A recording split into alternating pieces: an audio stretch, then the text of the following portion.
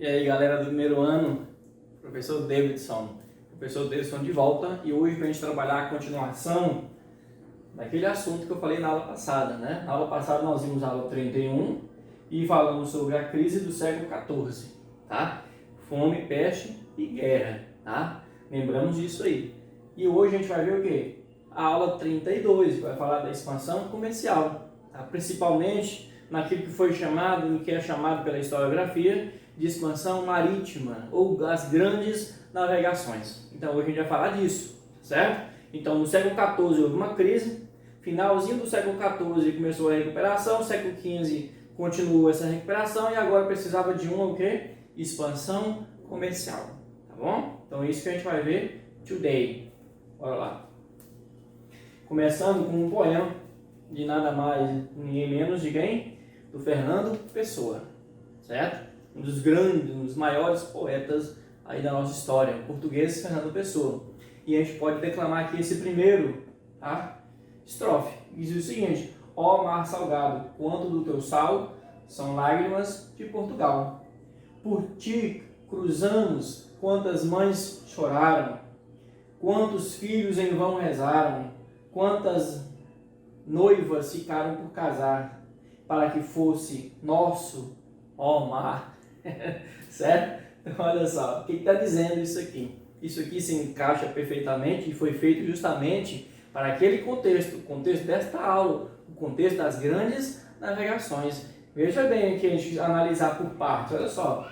Mar salgado, o Oceano Atlântico, quanto do teu sal são lágrimas de Portugal. Porque os maridos, quando saíam, os noivos, os namorados, os amantes, iam navegar, tá? E nem sabia quando voltaria, tá? As mulheres faziam o quê?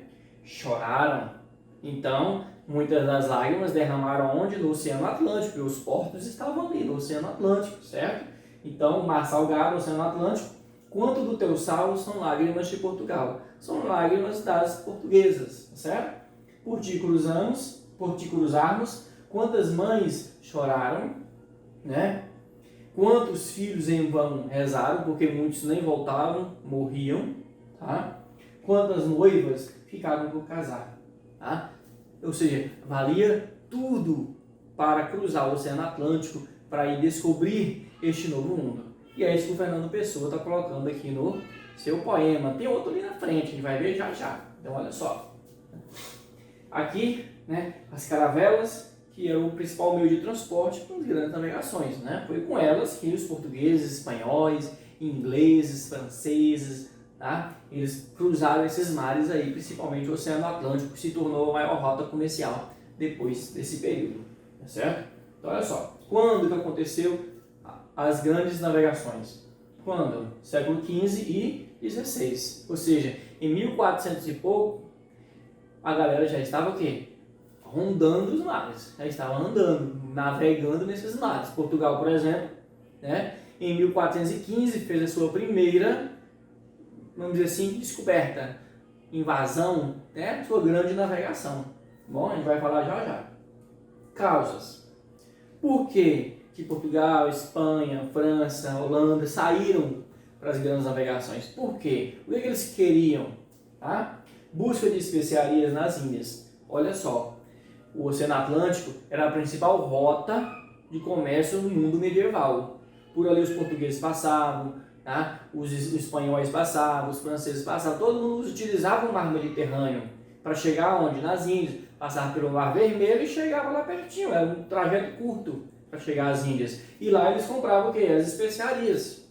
Tá? Só que nesse período do século XV, o mar Mediterrâneo vai ser o quê? Monopolizado pelos italianos, tá? Principalmente os genoveses e os venezianos.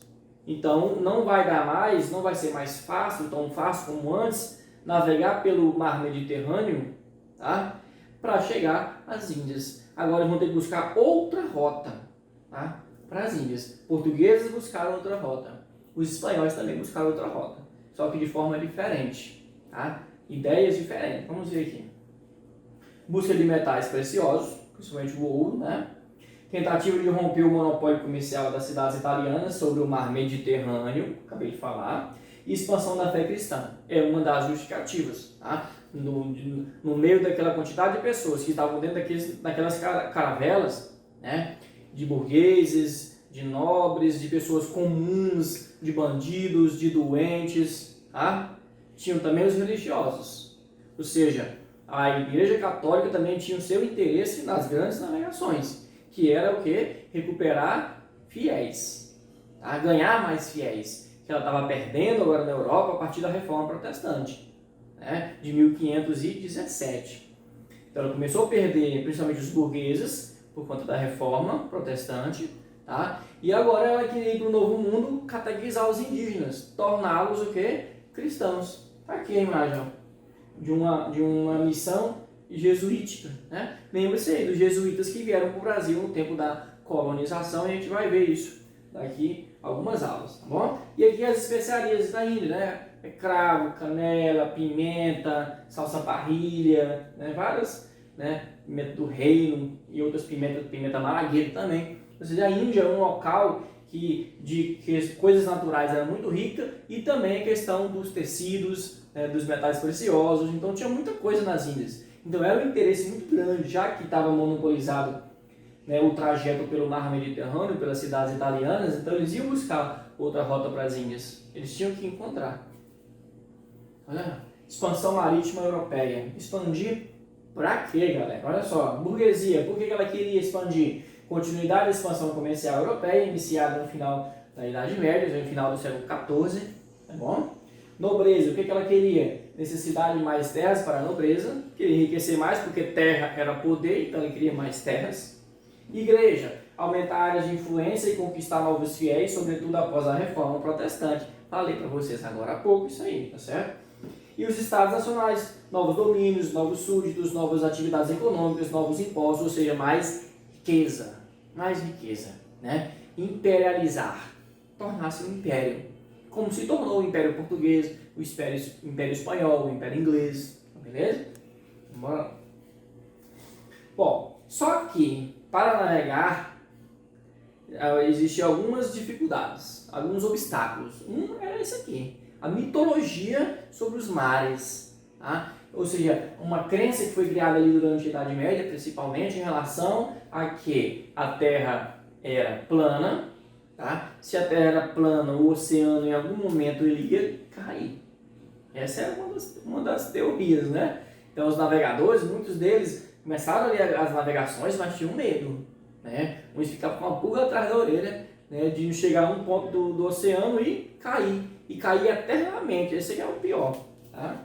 Tinha monstros marinhos, né? Olha só aqui as imagens que foram feitas na época, tá? Navegar, olha o Fernando Pessoa de novo. Navegar é preciso, viver não é preciso. Olha aí, porque navegar é muito importante. Era muito mais importante navegar mesmo que morresse. Então navegar é preciso, viver não é preciso. O Oceano Atlântico era conhecido como um mar tenebroso, povoado de monstros marinhos que engoliam os barcos. Olha só as imagens, as gravuras, né, que eram feitas naquele período ali. Em relação aos mares, em relação ao novo mundo que eles não conheciam, também eles tinham algo na cabeça. A galera pintava umas coisas assim, tenebrosas, bem darks mesmo, em relação aos povos que residiam, que poderiam morar no novo mundo. Tá? Então aqui, ó, o oceano caindo, cai mesmo eternamente. Olha essa imagem aqui, que é interessante, uma escuridão, né? Embaixo, né? Quando acabaria o quê? A terra. Acabaria a terra, os navios não iam mais, ia cair em algum lugar, tá bom? Olha só, olha o mapa antigo. Mapa Ptolomaico do século XV, elaborado com base nos conhecimentos de Ptolomeu, o grego do século II. O que está colocando no mapa aqui? Ó, desconhece a existência da América e da Oceania, não tem continente americano nem Oceania. Pensava-se não haver passagem entre o Atlântico e o Índico, e tem, né? África e Ásia eram representados com grandes imperfeições, né? E a zona melhor representada era o Mediterrâneo, tá certo? Então, bora lá ver. Isso aqui é interessante. O imaginário europeu do século XVI. O que eles imaginavam, né, sobre o novo mundo? O imaginário do novo mundo. Tá? Olha aí. Humano sem cabeça, com olhos e boca à altura do peito, os blemeias, Eles inventaram lá umas coisas, né? Uns seres estranhos. Olha só isso. Ó, não tem cabeça, a cabeça é aqui no peito, com os olhos, nariz e tudo, né? Seres com aparência de cão, mas com cabeça humana, os sinântropos, ou o seu inverso, os sinocéfalos. Seres de 4 olhos, os parvins. Seres de um só pé gigantesco, para se proteger do sol que atingiu velocidades fantásticas, os monopódios. Né? Olha o tamanho do pé, uma lapa de pé. Tá certo? Corria à vontade. Tá bom? Então isso aqui é o que eles imaginavam. Eram pinturas que foram feitas antes da chegada dos navegadores ao Novo Mundo. Por que eu estou falando Novo Mundo? Estou falando que é a América. Né? A América ela foi chamada, quando os europeus chegaram aqui, de Novo Mundo. Certo? Outros mitos que existiam naquela época. A região equatorial é tão quente que a água do mar fervia. Pensa, botar um ovo para ferver, já vem salgadinho, né? Quem navegasse para o interior do Atlântico cairia no abismo. Nos desertos acreditava-se existirem demônios em forma de mulheres, com cabeça de dragão nas pontas dos pés e que, belas como as sereias, atraíam os viajantes para o deserto, onde os devoravam. Pensa no perigo, hein? No deserto também tinha os monstros, né? Bom, então se tinha esses obstáculos que essa mitologia, apareceram outras coisas, as novas tecnologias que vão facilitar o quê? As navegações. Né? Então nós temos aqui o astrolábio, por exemplo, a bússola, que é chinesa, né? As caravelas. Né? Portugal foi um dos grandes construtores, criou uma escola para isso, uma escola de Sagres, né? O nome é uma escola de navegação. Tá? E além dos novos mapas, né? Não é mapa igual aquele outro lá antigo que o Oceano Atlântico e o Índico não tinha conexão. Tá? Pioneirismo português. Por que Portugal foi o pioneiro? Porque ele foi o primeiro, né? Primeiro porque ele foi primeiramente centralizado, porque todos os outros países, ele se unificou bem antes. Né? Nós vimos aí nas aulas anteriores que ele unificou por volta do século XIII. E os outros foram muito depois da unificação. Ou seja, a montagem do território político e administrativo, né, e a nação, a cultura, toda a delimitação disso, isso é unificação. Então Portugal saiu na frente de todos os outros. Burguesia mercantil atuante, os burgueses queriam investir nessas grandes navegações. Posição geográfica favorável, pelo amor de Deus, o Portugal fica na beira do Oceano Atlântico, né? Vários portos naturais, muito bom mesmo de navegar. Escola de Sagres foi criada lá, escola de navegação para formar marinheiro, para formar construtor de caravela, né? Para formar tudo que era relacionado à navegação, né? Utilização das tecnologias, tudo. Tá? E novas tecnologias para navegação, como bússola, astrolábio, caravela, desenvolvimento da cartografia. Cartografia está relacionada aos mapas, beleza, gente? Então bora lá. Viagens portuguesas. A primeira foi essa aqui, ó. Tomada de Ceuta. Mas também, gente, olha só. Saiu daqui, né? Chegou bem aqui, ó. Ceuta é bem aqui. É muito perto, né? Muito perto essa navegação. Não dá nem gosto. Mas pelo menos já saiu do Oceano Atlântico. Ele não veio pra cá não, com medo de cair, né? Eu acho. Então, eles viraram logo pra cá e foi pra África e tomaram Ceuta. Tá bom? Em 1415. Em 1488 foi o Cabo da Boa Esperança, que foi feito pelo Bartolomeu Dias. Tá bom? Que foi já um pouco mais abaixo, ó, Cabo da Boa Esperança, tá? Já foi, ou seja, ele queria fazer o contorno da África. Eles tinham uma noção de que se eles atravessassem, né, fizessem o contorno lá embaixo, sul da África, e voltassem, eles chegariam às Índias, né? Isso é o que é interessante, esses navegadores, essa ânsia de descobrir, né? Não importava onde é que estava indo, a galera estava indo mesmo tentando descobrir alguma coisa, né? Então eram pessoas que tinham sangue no olho, né? Qualquer um para fazer isso não. Tá bom? 1498 chegou às Índias, via África, né? Quem chegou primeiro? Vasco da Gama.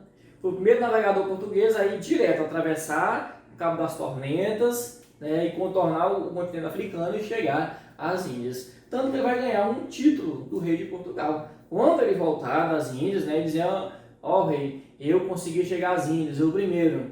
Vasco da Gama.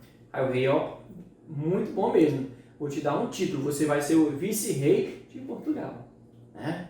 E daí essa sina de vice nunca mais saiu do Vasco da Gama. Até hoje o Vasco é vice, nunca para de ser vice, né? Em 1500, Pedro Álvares Cabral chega no Brasil, tá bom? Então temos aqui, ó, as rotas, ó, chegou às Índias. As Índias estão aqui. É longe, né? Porque pelo Mar Mediterrâneo, olha só como é que era perto. Só atravessava aqui o Mar Mediterrâneo, Mar Vermelho e chegava às Índias. Aí não, tiveram que fazer essa volta imensa para chegar às Índias, em Calicut, certo?